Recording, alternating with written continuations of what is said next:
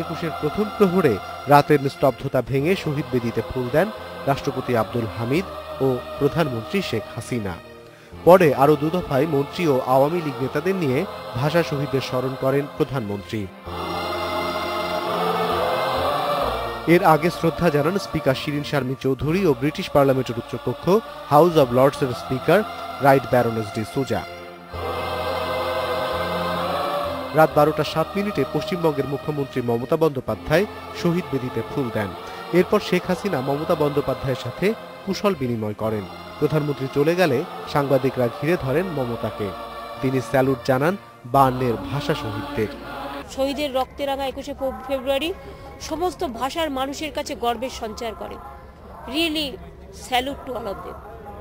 এদিকে রওশন এরশাদের নেতৃত্বে জাতীয় সংসদের বিরোধী দল জাতীয় পার্টি পুষ্পস্তবক অর্পণ করে।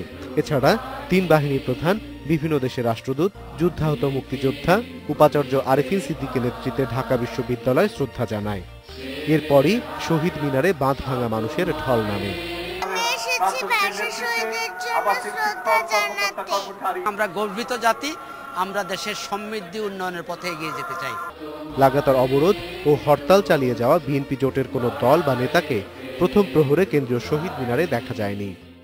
বুকের রক্তে মায়ের ভাষার অধিকার প্রতিষ্ঠা করেছিল সালাম রফিকেরা, কিন্তু 63 বছর পর আজও চোখ মেললেই দেখি ভুল বানানের ছড়াছড়ি, কান পাতলেই শুনি ভুল শব্দের উচ্চারণ।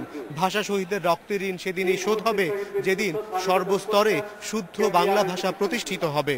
অনিমেষ কর, ইন্ডিপেন্ডেন্ট নিউজ, ঢাকা।